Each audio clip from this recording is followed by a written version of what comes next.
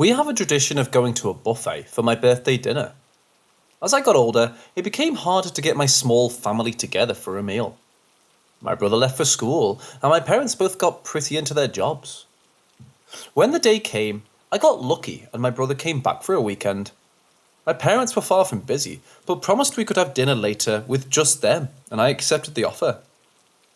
If I went out with them later, I could go with my brother now, so I got 2 birthday dinners. I picked out the place I wanted to eat. There was a Chinese buffet pretty close by that I loved.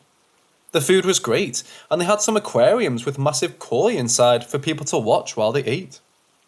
Their place looked beautiful as well. The entire restaurant was covered in red and gold, making me wonder why it wasn't a more popular spot. The hostess silently directed us to an empty table. Besides the workers, we were the only ones inside. For how good the food was, I felt bad that this place wasn't packed. We got our drinks and went to load up our plates. The dinner was fairly normal for a while. I roasted my brother in the way only a little sister could. He pretended to be annoyed, but had fun hanging out after being away for so many months. We tried to stay quiet, so we wouldn't disrupt the service's slow night shift. I swore I needed to come by this restaurant more often after eating 2 plates of different meat dishes. The food had no reason to be this good. Soon, I started to get full, leaving a few pieces of mushrooms and noodles on my plate. My brother had half a slice of cake on his. We sat and talked for a few more minutes, waiting for our stomach to settle before attempting to clean the last few bites. As we talked, someone else came in and sat at a table near ours. I glanced over at him, unable to help myself. I've seen a person like him before. His skin is dark, but hair is golden. His eyes are bright blue, almost white. It made them look fake, and I didn't know why someone would wear coloured contacts to go out alone for dinner. The waitstaff suddenly started to act weird. They whispered something to the man sitting down and nodded towards us. I met my brother's eyes to see if he wanted to leave or stay to watch what this was all about. The man said something in a low voice I couldn't make out and waved off the waiter's concerns. The waiter gave us an almost scared look for half a second, then hurried away. I looked around to see that everyone working in the place suddenly started to hover nearby. The man dressed in a dark red vest with gold pinstripe threads. His shirt buttoned up all the way to his chin, making his neck look stiff. He rolled up his shirt sleeves to the elbows in such a neat way and buttoned them in place with glittering golden buttons. We both did our best to not stare, finding it hard. He didn't seem to notice the other 2 people looking at him. The stranger sat stiff and proper, waiting for something. The server came over with 2 plates in his hands, piled with stir-fried rice and some sweet and sour chicken. I gave my brother another look, wondering who this guy was that made him so important a buffet server would bring food to him. The plates were set down and the man started to eat. Then more servers came over. My mouth dropped open as more plates were set down. Soon, the entire table was covered with dishes overloaded with different kinds of food. I couldn't finish even a plate and a half of what was placed down in front of this man. Did this guy have friends coming by? No. The table he sat at only could hold 4 people. This was way more food than what 4 people could eat. In the time the plates were set down, the man finished the first 2. He set the cleared plate aside, and the server scooped them up for more to be set down in their place. This man wasn't big.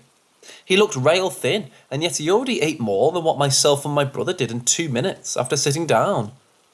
We should have paid our bill and left, but we sat in our seats transfixed at the sight before us. We no longer tried to hide, staring at this man eating. Another 4 plates set aside, and the servers were sweating.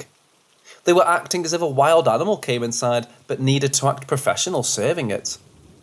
The music that played over some sort of hidden system cut out, letting us hear the sounds of his cutlery against his plates and faintly a dishwasher running somewhere in the kitchen. Oddly enough, the man wasn't making any disgusting chewing sounds. Well, until he got to the shrimp plate. The restaurant served whole shrimp with the heads still attached. I've never tried eating them before. The man didn't take the heads off. He just shoved the whole thing in his mouth and could hear the shells crunching as he chewed. I already lost track of how much food he'd already eaten. I caught my brother's eyes again, and he mouthed a silent, "What the fuck?" His face was pale, and I assumed my own expression was the same look of horror. The strange man got to a place of some sweet and sour short ribs. They honestly were my favourite things served at the restaurant, and I tensed up, waiting to see if he ate them the same way he ate the shrimp. Shells were one thing, but bones? There was no way he was going to eat the bones. We both stared, mouths open, as he ate through the pile with no issue at all. Bones and all. The sound of his teeth cracking against the ribs is the only thing echoing inside the restaurant. This was insane. There was no way someone could eat like this. We had a chance to just leave. I doubted the owners would care if we fled without paying our bill by then. There was no way to figure out how much he ate with all the empty plates being taken away. We lost track of time, but I think it wasn't very long. The man ate more than what some people did in 6 months, in under an hour. Finally, all the plates were removed and replaced by clean empty ones covering his table. He turned his head to meet our gazes. I nearly screamed having the set of bright eyes on us. We both froze, unable to move when he stood up, adjusting his vest. Even after eating so much, he didn't make a mess. No drips of sauce on his vest or at the corners of his mouth. He took a few steps to come over to our table, a smile on his face that made my body want to fold onto itself.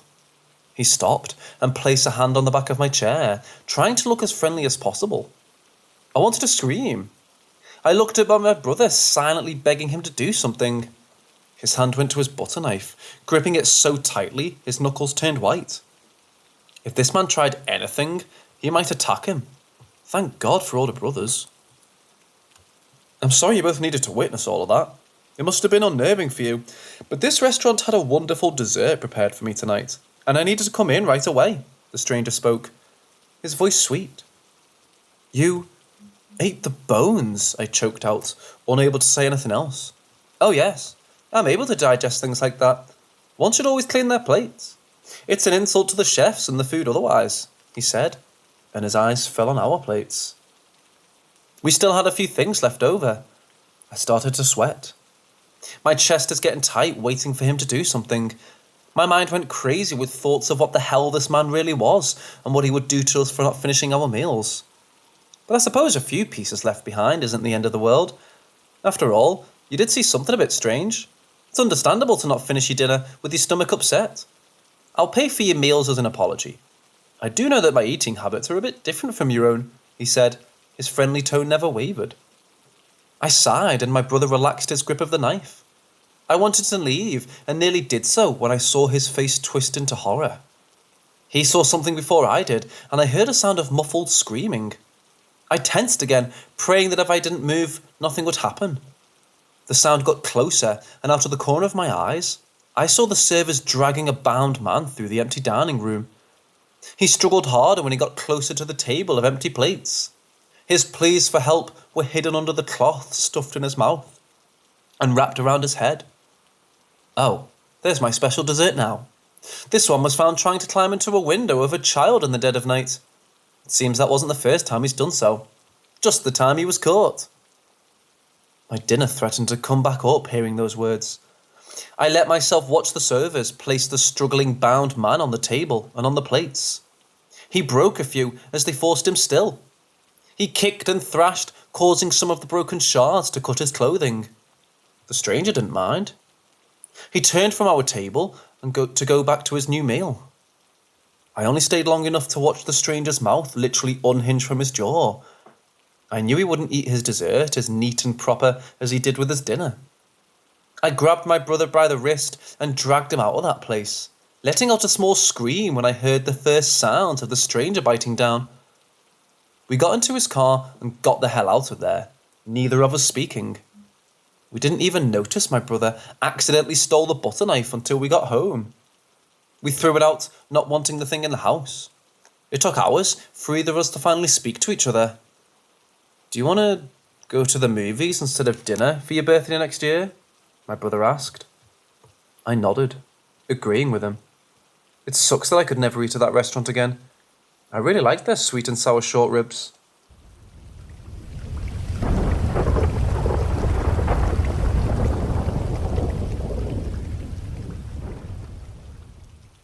Aidan, I asked. Is that you? Of course, he answered. Who else would it be? I peered closer into his face, but the harder I looked, the surer I was that something was wrong with him. I couldn't place it at first, but as I looked into his eyes, I realised that they were further apart than I remembered. Yes, weren't his eyes closer together? And his grin. As he smiled, I thought about the dimple in his right cheek, the one that I was so familiar with, but this man had a dimple in his left cheek. Or was I misremembering?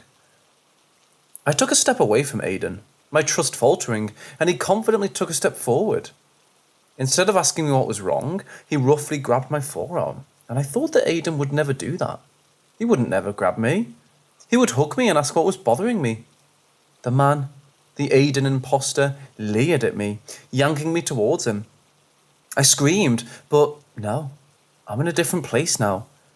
I'm thrashing in my bedroom, and the real Aidan is rubbing my arm, trying to comfort me, saying, "Everything is all right. You're okay now." I used to have these kinds of dreams a lot, I said the next morning. We had recently moved in together, and I was still getting used to waking up with someone else beside me each morning, or having to explain my bad dreams to someone. What was the dream actually about? He asked, rolling over onto his side to face me. He was still groggy, and I wondered if he had gone back to sleep quickly, or if I had kept him up. It's creepy, I said. It might not sound like much if I were to describe it to you. He waited expectantly. Basically, I'm in a room with someone I know. In this case, it was you.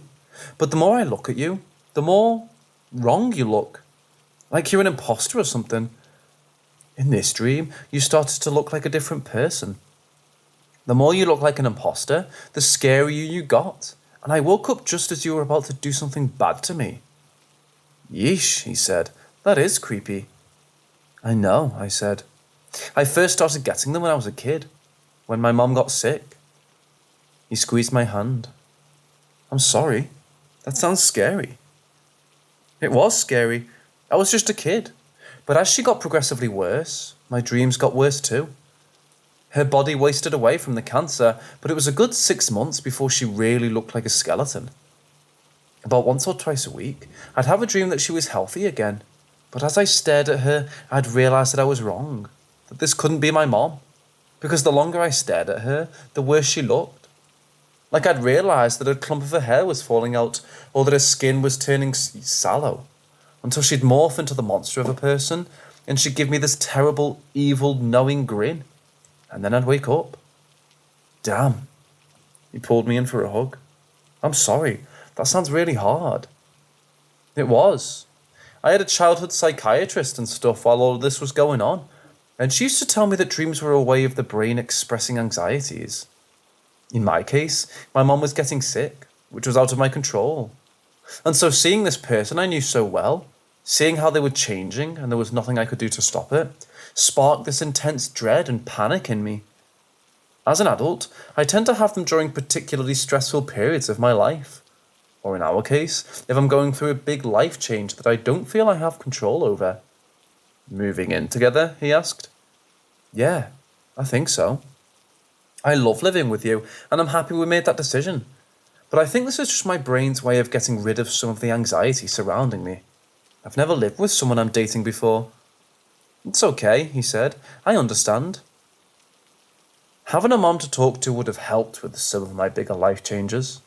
She never got to meet Aidan. She'd never got to give me a hot take on what she thought of him, whether he lived up to her expectations, and my dad was pretty hands-off. My parents had been divorced for over a few years before she got sick, and I only saw him in the summers.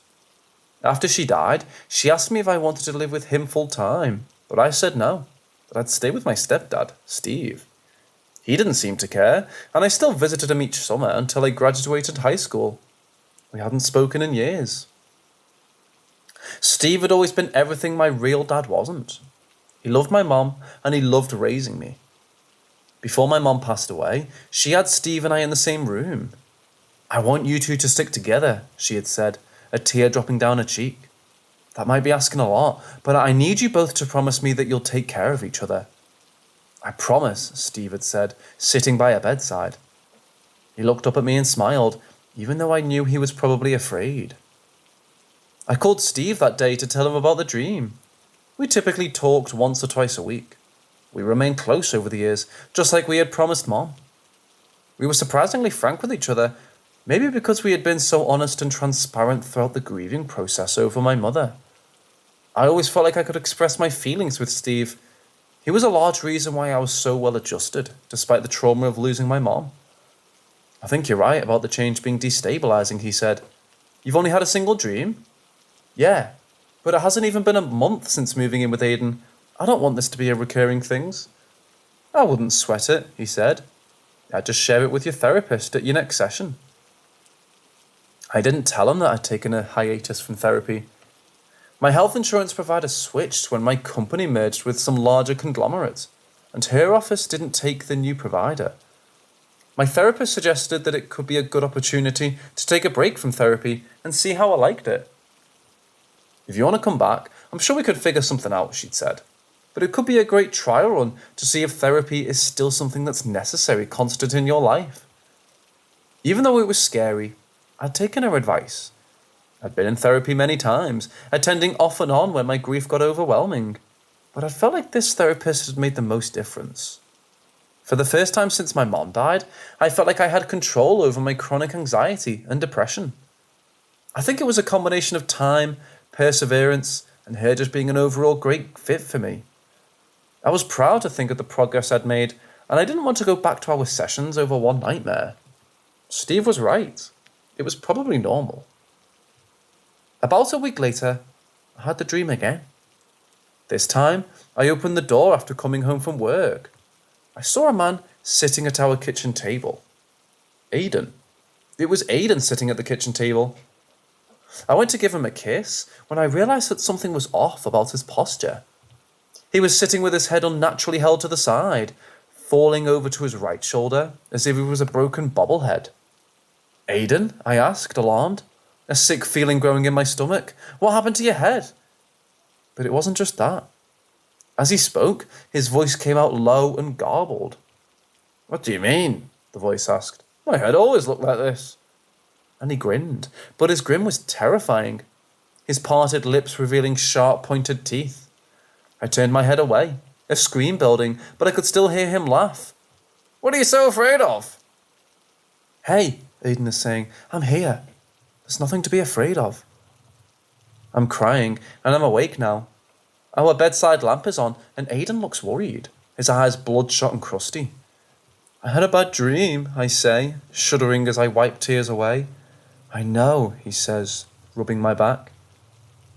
It's okay. I'm here. But as he says it, I double take, staring at his teeth.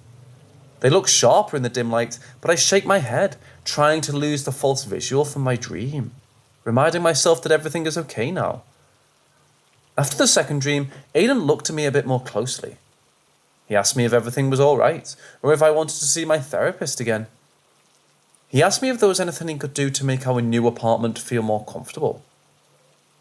I told him no, everything was fine, but on my next call with Steve, I told a different story. I think it's that this doesn't feel like my apartment still, I said. You know how foreign an apartment feels the first time you sleep in it? Like it's not home yet, so everything feels kind of scary. I'm still at that strange. Is Aiden acting strange at all? Steve asked in his reply. Or is it entirely just a new environment that's tripping you up? No, Aiden is great, I said. He's been super nice, even though I'm sure he's kind of weirded out. I was crying and everything after this dream. If he's a decent person, he'll understand, Steve said. It's nothing to be ashamed of. It's PTSD. I mean, soldiers have these kinds of reactions. It's not a reflection of your character or anything. Don't be too hard on yourself. I agreed with him from an objective perspective, but internally, I felt concerned about gathering. Was this too much too fast? We'd been dating for 15 months, but maybe that still wasn't enough time to know I was ready to move in with him. I'd had attachment issues leading into adulthood. Losing a parent made me terrified of relying on anyone else for anything. I didn't think I could take more loss in my life. I dated people here and there, but Aiden was my first serious relationship. The best thing about him was his consistency. He was always there for me, even when I didn't ask. If he said he'd be somewhere, he was there. If he promised something, he'd always deliver. I told him early on that my mum had passed away, and he told me early on that his last girlfriend ghosted him, leaving his place one morning only to never reach out to him again. We both agreed to be transparent with each other. After a year of dating, he finally brought up moving in together. We spent so much time at each other's places, and I was tired of driving 40 minutes through LA traffic each time we wanted to hang out. My lease was month to month, so we waited 3 months until his lease ended, and then took the plunge. I loved our apartment.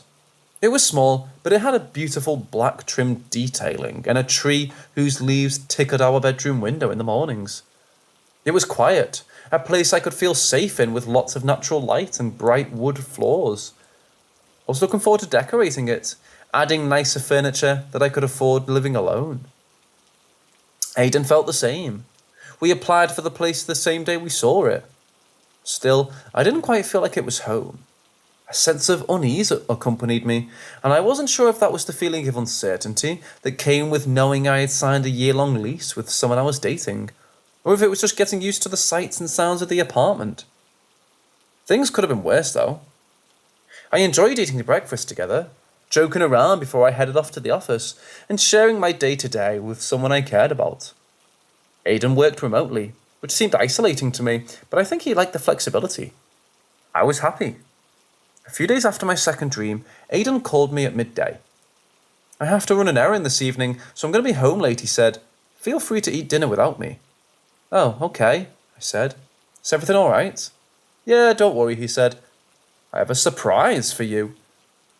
He enunciated surprise, dragging it out to really drive home what I should be excited. "What? A surprise?" "Don't ask any questions," he laughed. "It'll be better that way. Can't wait for you to see it." "What's the occasion?" I asked, trying not to get too excited about the possibilities of what it could be getting me. "It's not an occasion per se, but I do think it's something that will make you feel better in our new place." All right," I said, and the anticipation gnawed at me the rest of the day. Aidan wasn't really one for surprises. I was wearing a skincare mask when he came home, a bark accompanying him. "What the?" I called in shock as a ball of fur came barreling at me. "Did you?" "I did," he said, grinning from ear to ear.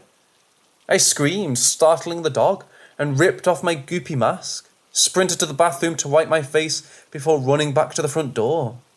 Tears were gathering in my eyes. "This is a joke. This can't be real." "Oh, it's real," he said. "I thought a guard dog would help you feel better in this new place. I called the landlord, and they approved it with an additional deposit." "This is amazing," I cried. The dog trotted my way, smiling a toothy grin and wagging his tail. It was an Australian Shepherd, a medium-sized dog with a speckled snout and cream belly. "It's a boy," he said. "His name was Snickers, but I figured we can rename him to whatever you want." We renamed Snickers to Milo, and the next month was a blur of walks, tricks, and the occasional doggy accident. I sent lots of pictures to Steve, who had been in on the surprise the whole time. "I endorsed the idea," he said. "I know you always wanted a dog." Steve had terrible allergies, and my mum wasn't a fan of pets in general. When she passed away, we got a hairless cat named Nord, but he always felt like Steve's pet more than mine. He loved snuggling up with him and sleeping in his room, which would have bothered me, but I'm not much of a cat person anyways. "Having a dog has helped," I replied. "I haven't had any bad dreams since, and I think a lot of my anxiety has been redirected towards making sure I can take care of Marlowe and keep him from getting into trouble." Soon after that, though, I had another bad dream. In my dream, I was getting Milo's leash to take him for a walk. He made a noise, but it didn't sound quite right. I turned to look at him. "Milo, buddy, are you okay?" But as I knelt to put his collar around his neck, he was slowly opening his mouth, wider and wider. He barked, but the bark came out from deep within his throat, as if emitting from a speaker. His body stayed perfectly still as the bark echoed again, before he shuddered and croaked. "Milo!" I gave him a little shake. He turned his head to look at me, but his eyes looked wrong. They were yellow instead of brown, and they looked to be growing wider. Each time I blinked, they expanded more and more before they filled up his face. I started to scream, and as he opened his mouth again, I heard that deep, speaker-like bark. By now, he was just eyes with a mouth, barking and gaping, and as I turned to run, I could sense him gearing to pounce. That's when I woke up, sunlight already coming in through the window, alone in my bed. I gasped, wondering where Aidan was, sweat beaded on my forehead. I didn't hear Milo either, so I wondered if Aidan had already taken him for a walk. I looked at the clock. 8:45 a.m. Shit, I thought. I'd overslept an hour past when I normally got up. I felt like I'd been hit by a car. My body ached, and I realised that I was feverish, not just the typical night sweats. I opened Slack and sent my manager a quick message. Hi Sarah, I'm coming down with a fever, so I won't be working today. I can check Slack later today if there are any emergencies or escalations. She responded quickly. Sorry to hear that. No worries. Take care of yourself. Soon after, I heard Aidan and Milo coming in through the front door. The pitter-patter of feet told me that Milo was headed up the stairs, and I smiled as he trotted into the room. I'm sorry, buddy, I said. I'm not feeling too well today. This Milo looked nothing like the Milo from my dream. I patted his head as he tried to scramble up into the bed. No, Milo, I said, trying to stop him as Aidan walked into the room. Hey, babe, he said. You doing okay? I didn't want to wake you this morning. You looked feverish. Yeah, I think I'm coming down with something. He put his hand to my forehead. Do you have any other symptoms? No, although I did have a pretty bad fever dream. Oh, you poor thing. He gave me a hug. I can get you some soup later today. Do you need anything right now? Tea? Let's get you some Tylenol too. Okay, I said. I'm probably just going to sleep it off. I gave Steve a call later that day. Hey, I'm not doing so hot over here. I've got a fever and stuff. I'm sorry to hear that, kiddo. Yeah, it sucks, but Aidan's taking care of me, and I called out of work. Make sure you rest up, drink some fluids, he said. Hey, how are you doing, by the way? Still having those dreams? Unfortunately, yes, I said. Now they're about Milo. I'm sure it's the stress, plus first-time pet ownership, and my fever. Okay, he said. Make sure you call me if you need to talk about anything. What does your therapist think? I sighed. Actually, I stopped seeing my therapist. We're doing a trial period without her. Oh, he said, surprised. That's new. Yeah, I said. But besides the dreams, it's been fine. I'll make sure to call her if things get particularly bad. All right, just make sure you take care of yourself, okay? I'm here if you need anything. Maybe you can stop by next weekend, and I can meet Milo. That sounds great, I said, smiling. Steve lived about an hour and a half away, but I felt Milo was old enough to make it through the trip. Once Aidan was off of work, I asked him if he could stop by the store for a thermometer. My fever still feels pretty bad, I said. I've got a raging headache, so I'd like to monitor my temperature. I'm sure you'll be fine, he said. Aidan was one of those guys who refused to go to the doctor, who thought a bit of grit could fight off any illness. I didn't share his sentiments. I'd seen my mom's deterioration. I want the thermometer anyways. It would be nice to have on hand. Okay. But he was grumbling. I got a bit annoyed. I was sick. Couldn't he see that? He took Milo out for a walk, and I awoke from another feverish nap with him standing by my side, holding out the thermometer. 102.3, the thermometer flashed. Holy shit! I let out a weak yelp. That's pretty high. When's the last time you took Tylenol? He asked. I haven't thought about it since this morning. Still, I wish I'd known it was high earlier. I should have gone to urgent care. It's probably nothing serious, he said. Take some more Tylenol, and we can worry about it in the morning. I was a bit disturbed. A high fever wasn't anything to joke about, but another part of me wondered if I was just overreacting. Another night couldn't hurt, right? I opened my eyes. It was dark in the room, and Aidan was peering over me. What? I asked him groggily, still sweating up a storm. He didn't answer, just sat there staring. His mouth started to move. He opened it wider and wider. Too wide, his pointed teeth glinting. What are you doing? You're freaking me out, I said, trying to inch away. his face started to change. His cheekbones shifted until I didn't recognize the face I was staring at. With his wide mouth, I heard the barking noise from my last dream, the speaker like a sound emitting from deep in his throat. But as I started screaming, he started laughing. I closed my eyes, trying to wake up, but I didn't. No, I thought, my stomach dropping out from under me. He picked up a pillow and, still smiling, lunged toward my face. I rolled out of bed, hitting my head on the ground with a crack. Are you okay? I opened my eyes with Aidan, normal Aidan, concerned and alarmed, hovering over me. I felt cold and clammy, and my head was throbbing. Jesus, are you all right? I think so, I said, but my voice became hoarse. Nightmare. Must have rolled out of bed. I had done that when I was a kid. Steve had to install a bed gate, even though I was almost a teenager, to keep me from hurting myself. Even so, these dreams were different. My mum had never been a monster, and she just wasted away in front of me. Even that was enough to terrify me, watching my mum's impending and ultimate death in the span of a nightmare. In these dreams, Aidan was about to hurt me. Milo felt aggressive in my other dream too. I felt like I was in danger. I put a hand to my forehead. It was burning, and as I sat up with Aidan's help, I felt blood trickling from above my eye where I'd hit the door. Oh my God, I said, trembling. I should go to the doctor. No, Aidan said. You'll be okay. Heads bleed more than any other body part. I looked at him, incredulous. Are you serious? I croaked. I feel like shit.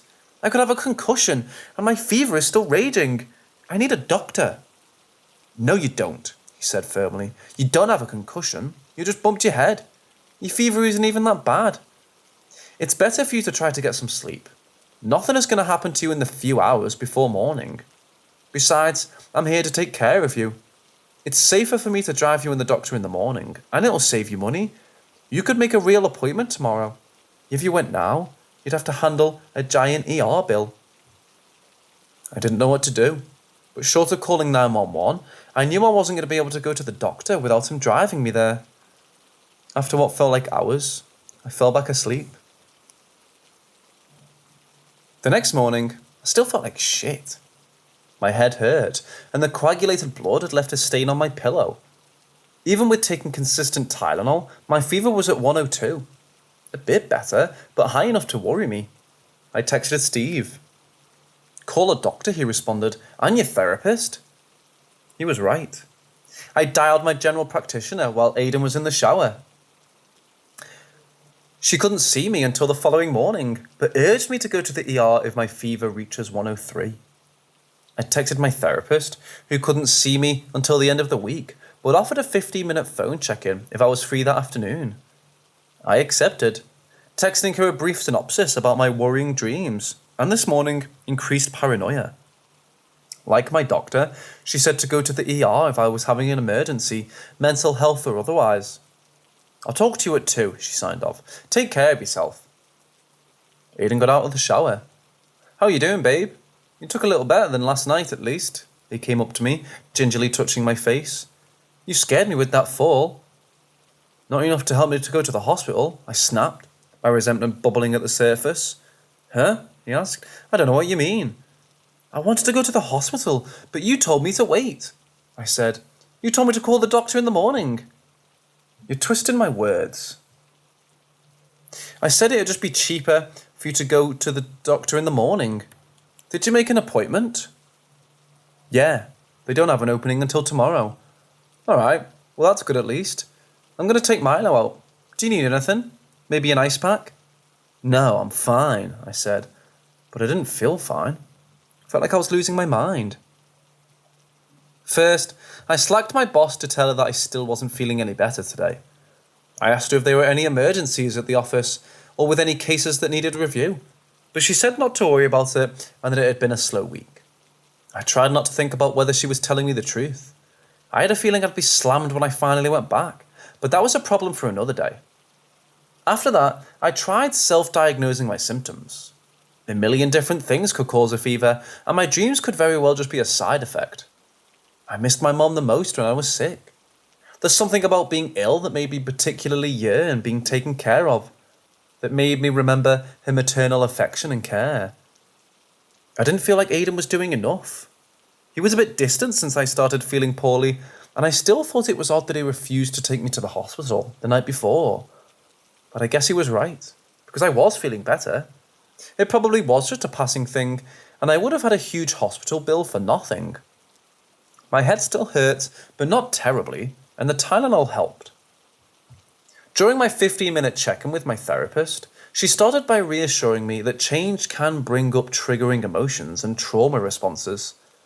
She said she wanted a full session with me the following week, but that one trick she wanted me to try in the meantime was to visualize a positive ending for the bad dreams I was having. I thought about Milo. How warm and happy he made me feel when he licked my face and rolled in the grass in our walks. Maybe, instead of his scary speaker voice bark, in the dream there could be a happy bark, a standard Milo bark, and the dream would end with me feeding him an extra treat. Sure, that sounds pleasant, she said. What about his distorted face? A trick of the light, I said. Nothing scary. Now, what about your dream with Aidan? I shuddered. There was something more realistic about those dreams, something instinctually more distressing about the way he peered over me. I'm trying to imagine something better. Maybe right before he gets scared, he wraps me in a hug and tells me he loves me, that he'll always take care of me. Tears started to prick my eyes. Yep, there we are, said my therapist. I know we've talked before about some of your fears of abandonment, about being alone. Let's twist that on its head. Aidan in the dream is telling you he'll be there for you, and he's there to support you, and that it's time for you to let your guard down a bit. Time to stop looking for the red flags. Before Aidan, all I'd had was Steve. True, he had legally adopted me, and true, he was a better parent than I could have dreamed of. But having only one other person to count on isn't a great bet. I'd always tried not to think of what would happen when Steve passed away, when I truly became alone. Being with Aidan presented me with the possibility that maybe I would find someone else, and maybe I'd even have a family of my own someday. I felt stupid for being so suspicious of him. My therapist was right. I was sure I'd feel fine by morning.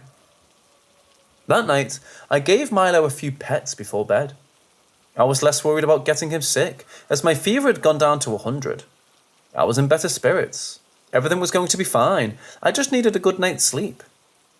Aidan, do you mind if I run to the fan for some added white noise? I asked him. I was hot last night too, and I think it had helped me sleep better overall. Of course, he said. You look a lot better compared to yesterday. I told you it was nothing. I know, I sighed. You were right. This time. I'm always right, he smiled. We put Milo down and headed to bed. I opened my eyes. I turned my head, and in the dark, I could see Aidan kneeling at my side of the bed. It was eerily quiet. The fan wasn't on anymore. Another nightmare, I thought. Aidan, I said, what are you doing? He didn't answer. He peered at me, eyes wide, mouth slowly curving into a smile, exposing those same pointed teeth. My heart pounded. Think of a good ending. Aidan, I said, are you getting something from under the bed? Why are you kneeling? Why didn't you come lay down with me? He didn't say anything. He opened his mouth slowly, creaking it open as he did so. I tried deep, calm breaths, calming myself. It's a dream. Just a dream. Aidan, why don't you give me a hug? I started reaching my arms out when I heard barking, frantic and real. Not the creepy radio bark from my dreams. There was a scratch at the door. Milo? I called out. Aidan's head whipped to the door, the smile dropping from his face. I felt weak. My fever seemed to be back, and my head throbbed. More scratching and whining. Milo, what is it, buddy? I wanted to get up, wanted to go to the door and let him in. But Aidan was still kneeling next to me, terrifying and real. All my positive thoughts, my positive endings were gone. This isn't a dream. As this thought occurred, my stomach plummeted. I trembled, not knowing what to do. My eyes darted to my phone, out of reach on the ground next to Aidan. Aidan's eyes turned back on me. His smile was gone, but his eyes were still wide and peering. I expected him to grab me, to hurt me, but instead he snatched my phone and darted under the bed. Yes, under the bed. I didn't even know a person could fit under our bed. It was a low frame. I was so startled, I let out a yell. From under the bed came the sound of creaking, and then that terrible, awful speaker-like bark. Milo started whining, then yelping from outside the door. I made my move. I sprinted out of the bed, despite my fever. I swung open the door, only to see Milo still as a statue at the door, mouth widening impossibly wide. I tried to grab him, thinking I could still save my dog and figure out how to fix him, but he was too heavy. I could already hear the speaker bark growing louder, and I screamed when I saw that Aidan was climbing out from under the bed. His legs emerged first, spindly and strange, unfolding as if they'd been tucked away. I made to run, but Milo blocked the stairs. He too was now emitting the speaker bark, sitting on his haunches as if waiting for me to make a move. Panicked, I looked from Aidan to Milo and back again, trying to figure out which was worse. I decided to change neither, instead pulling open our beautiful black-trimmed window and jumping out. A pedestrian saw me fall, and miraculously, the only major injury I had was a broken tailbone. It still hurt like hell, but our second floor wasn't too high up off the ground, so I ultimately got lucky. When the ambulance came, it was already growing light outside. Aidan and Milo came to the front door as they pulled up, apparently awoken by the sirens, as if they hadn't been terrorizing me an hour earlier. Aidan looked shocked and afraid, asking me what the hell happened. But I didn't respond. I knew better than to respond. Somehow, Aidan spun everything as if I was the freak. In the hospital, he told the police that I had a hysterical attack. He said my anxiety had been building the whole week, and it got much worse when I started feeling under the weather. He even told them about my therapist, and that I had stopped seeing her.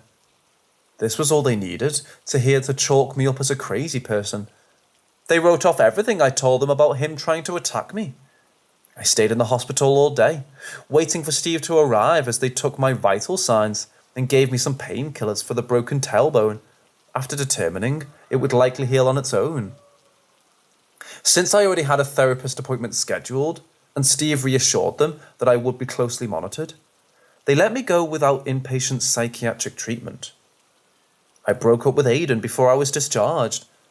I hadn't let him or Milo in to see me. He seemed genuinely hurt, if not a bit relieved, given I was now a certified crazy person. "We can work through this together," he had said, but I shrank away from him. I knew I wasn't crazy. I knew what I saw had been real. Steve, meanwhile, was distraught. I told him my side of the story, and for the first time in my life, I felt like he wasn't on my team. He told me I shouldn't have ever stopped going to therapy, that moving in with Aidan had been too big of a change for me. He offered to help me pay off my rent that I was supposed to split with Aidan for the next few months, and that I could stay with him for a while to get back on my feet. I was hurt. We had been through terrible things together before, things much worse than moving in with my boyfriend. He should know that I could handle difficult situations. I knew my story was implausible, but I was telling the truth. I couldn't help wondering how my mom would feel if she was still alive. Would she believe me? My therapist agreed with Steve. I started seeing her twice a week, her goal being to convince me that I had imagined the whole episode with Aidan. She was disturbed that I refused to see Milo. "There's nothing to be afraid of," she said. "I think reconnecting with your pet would be a positive experience." "Milo isn't my pet," he said. "He's Aidan's pet." Saying the words out loud killed me, but I knew that I couldn't risk it. Maybe I'd get a new dog someday, and maybe I'd get a new boyfriend. But for now, I was better off on my own. Better off sharing space with Steve, trying to appear normal enough so he would stop watching me like a small child. Secretly, I think he blamed himself a bit for my episode. Maybe he thought he shouldn't have agreed with my decision to move in with Aidan, or maybe he believed he should have seen signs of a mental decline. As much as I tried, I couldn't seem to convince him that there wasn't anything wrong with me, that Aidan was a crazy person. How was I so certain? Well, a couple of weeks after the incident, I did some digging. Where had Aidan gotten Milo? I called all the Aussie breeders in the area, but none of them had sold a dog to Aiden. I called the shelters, but same thing. Was Milo a rescue? Was he stolen? Was he even a dog? Then I tried to look more into Aiden. I had never searched for him on LinkedIn. Our jobs were in totally different sectors, and I never really used my account anyways. There was nothing. I tried to think of the name of the company he worked for, but I realized he had always been so vague. I realized I didn't even have any evidence that he ever worked. For all I knew, he could have spent all day dicking around while I was out at the office. Finally, I thought about how he had never introduced me to his family or friends. He was new to the area when we met, but I did think it was strange that he had never suggested we take a trip to his hometown. Nobody ever came to visit him either. Who was Aiden? What was he? What disturbs me most of all of this, just when I feel like I'm making progress, I'll wake up in the middle of the night and swear that I've heard something outside my window. A loud, low, speaker-like bark.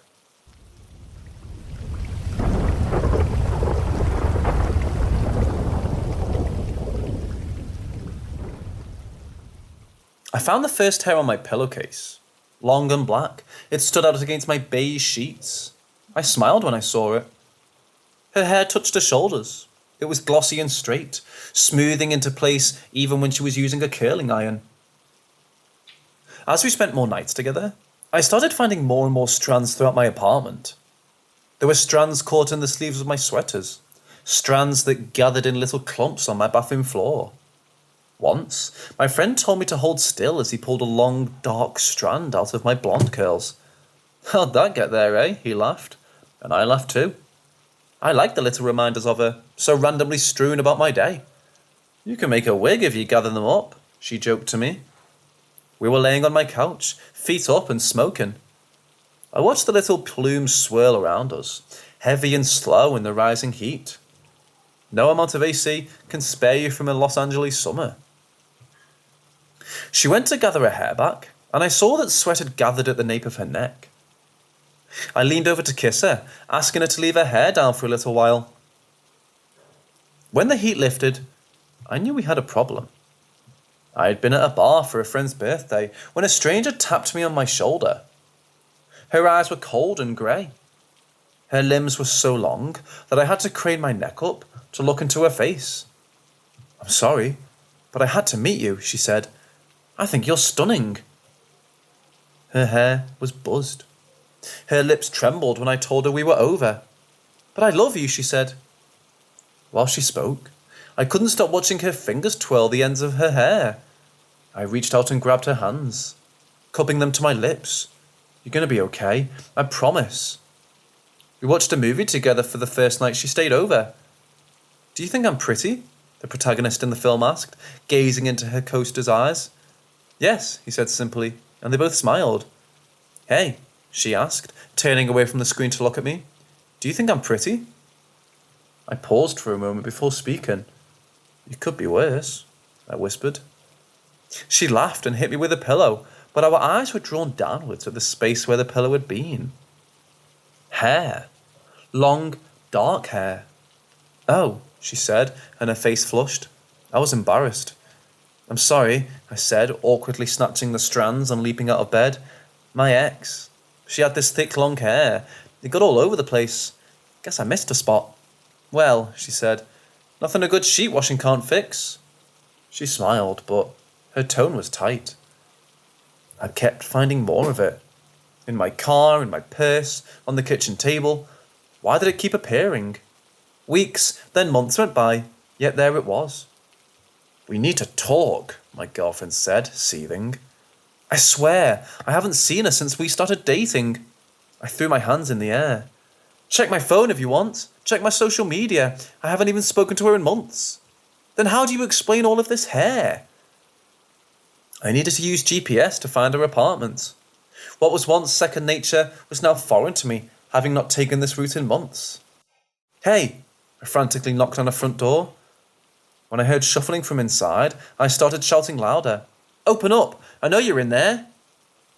Moments later, I heard my name, muffled and choked. Yeah, it's me. Please, we need to talk. The door creaked open, but barely. "Please, just let me in." "No," she said. I heard she had tears in her voice. "Okay then, look, I don't know how you're doing it. I sure as hell don't know why you're doing it, but I came here to ask you to stay away from me. Don't come near my home. Don't come near me. Just stop fucking with me in my life, okay?" Silence. "What are you talking about?" "The hair!" I shouted. "Your hair, it's everywhere. It's fucking creepy and needs to stop." Silence again. "Did you even get my messages?" I blushed, ashamed. I blocked a number after the breakup.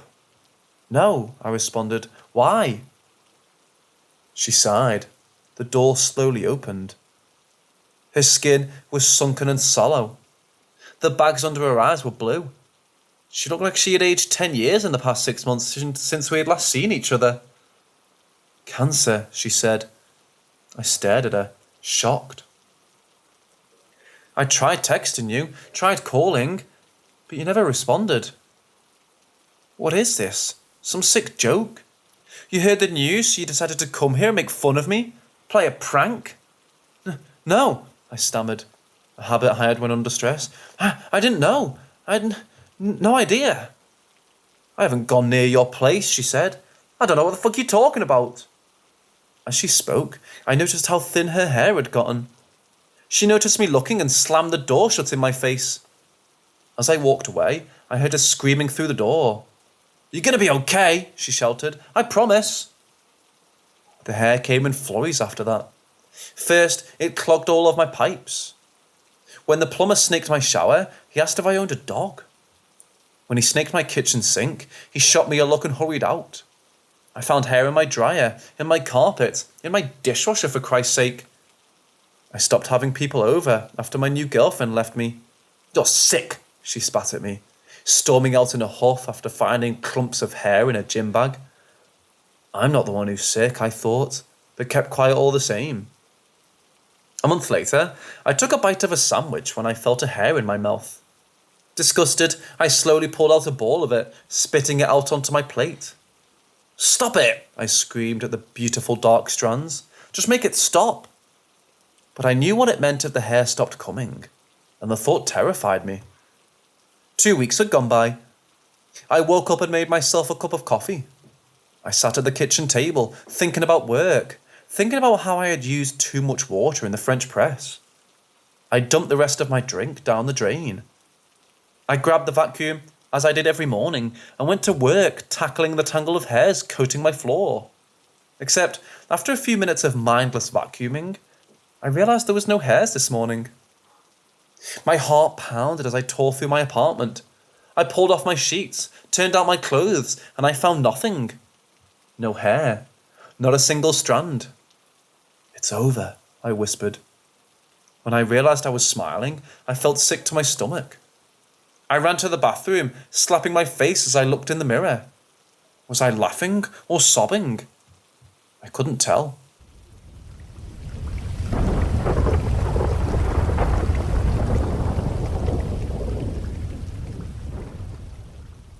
Bought and occupied a home with my wife. We have lived here for 18 years. Raised 2 stepdaughters that have grown up and moved out. Raising a son and daughter that are well on their way as well. All 4 have told me that they thought this place had spirits or some type of issues. Never for a second did I believe this was anything other than scared children overreacting to the media or something. My stepchildren had indicated previously that they thought a woman had hung herself in the basement, which would watch them when they were down there. Again, I consider myself to be sensitive to this type of thing. Simply dismissed it as previously stated. So everyone was gone one day, and I was working on fixing up a room in the basement. Was stripping a concrete floor so I could coat it with epoxy. It was going to be awesome. That stripper is pretty gnarly, so I had appropriate PPE. Good mask, gloves, etc. Came out of the basement room for a minute, pulled off my mask, taking a break. Immediately felt weird, like I was being watched. Maybe my mask wasn't sealed well enough. Heck, I didn't know. I gave it a minute to let my brain relax if needed. I always have a very high-powered and expensive flashlight in my hip pocket. That's just how I am. Pulled out my streamlight and started a flashlight-focused inspection of my surroundings. Over my head was the cavity surrounding my main floor bathtub. Next to the tub sat my youngest daughter's kitten, curious, just watching me working. Man, false alarm. At least I'm sensitive to a cat watching my ass. No redeemable lessons here, folks.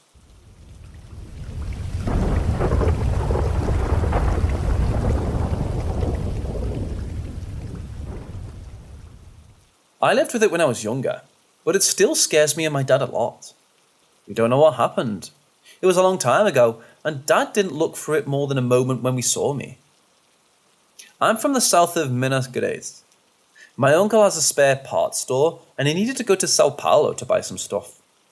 He didn't know Sao Paulo well enough, so he asked for my father to go with him, and we went together. My father used to go to Sao Paulo, so, it was easier. After a long day of walking on one of the busiest streets of Sao Paulo, we stopped in an Arabic restaurant so I could go to the restroom and eat something. We entered the restaurant, my dad put me in the restroom and waited for me from outside. Now's the problem. When I came out of the restroom, I was at a completely different place. It was a lobby of a building, old and tall. The fuck was going on? One moment I was in a restaurant, and now? So I went back, shut the door and tried to go out again, and nothing. Same place, the lobby. I was creeped out, didn't know what to do. I think I tried to do it about 3 times, going back to the bathroom and trying to get out. So I decided to go to the street and look for the restaurant. I was tempted to cross the street, but I kept to the same sidewalk and turned left. I walked a little more and reached the restaurant. Some details are a blur in my head. The moment I went out of the bathroom and how I stopped at the restaurant, I don't know if it took time or was fast. My father says that I came out on a different hallway and took the wrong side, but the door of the restroom is sided to the hall. My father was looking at it and saw me. I found the restaurant, some pics from inside it, but it seems like a normal entrance to the restroom. Nothing complex and hard to access. I don't know if it was 7LM, a Brazilian urban legend, or if the Matrix glitched on me.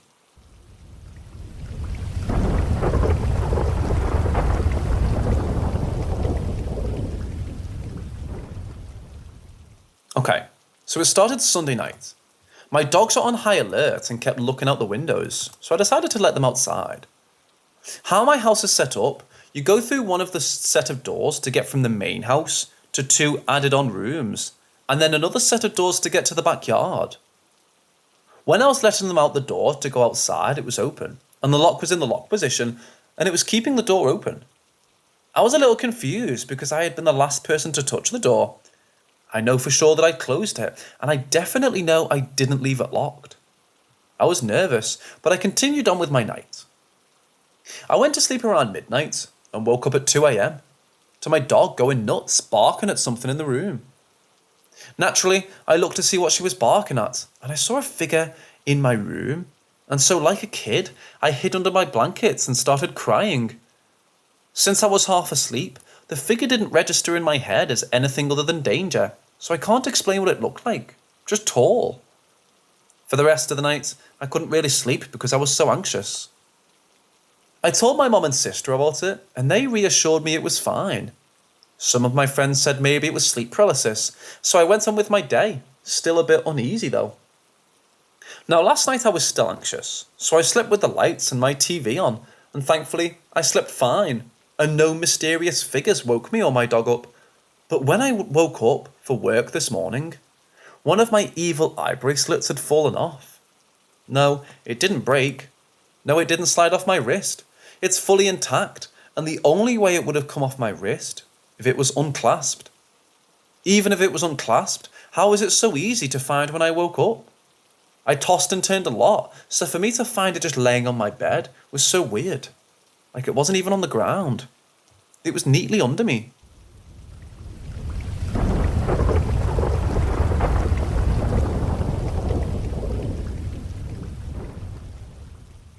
I had a dream in April of 2021. It was nighttime and a friend of mine was hovering in the sky above me. He was invisible, but I could sense that it was him. He was urgently asking me for help. He said, I was murdered. I've been trying to contact someone, but no one can hear me. You're the only one spiritual enough for me to get through. I didn't understand how I could help him. I was at a loss of direction. The confusion caused me to wake up. It was an extremely odd dream that I've never experienced before. It definitely perplexed me, but I wrote it off as a really weird dream and just ignored it. But then about 3 to 7 days later, I got the news that he had passed away. Literally no one would tell me how he passed. I didn't want to be insensitive, so I didn't pry. I just patiently waited until maybe I would find out. But fast forward to yesterday, I finally decided to be more intrusive, respectively, and messaged a friend on his Facebook that posted on his page that I didn't know personally. And I messaged a girlfriend of one of his good friends as well. I asked them if they happened to know how he passed. I'll copy and paste what the guy friends told me. Good morning. He went to a desert party and overdosed on bad drugs. They believe foul play was suspected. There was and is an investigation to figure out what really happened. I tried to find out more, but I had no luck. I moved across the country a few years back. Therefore, it was difficult to talk to the people face to face. This is what the girlfriend of a good friend of his said. It's really intense. He was on psychedelics and slit his throat with a bottle. It was at a party in the mountains and everyone was fucked up. So by the time he got to the hospital, it was too late. Apparently, it was a shady crowd, but I'm not sure who. Demonic shit for sure. So it turned out that it was fake ketamine. Honestly, I sensed the people he was around were dark. The feedback from them makes me believe that he truly did visit me, and it wasn't just an odd dream. It makes me believe he probably was murdered, because he specifically told me so. I'm getting the vibe everyone was on bad drugs and foul play happened. And I'm also getting the feeling maybe he was asking me for help, because he just died. Maybe he was afraid and desperate to get back to his body. I don't know. But I'd like to think that it just happened, but that after he visited me, that he went into the light and is in a good place now. I don't know how the afterlife works, but this is really selling me on the afterlife for sure. What are your guys' thoughts? Anyone experienced something similar?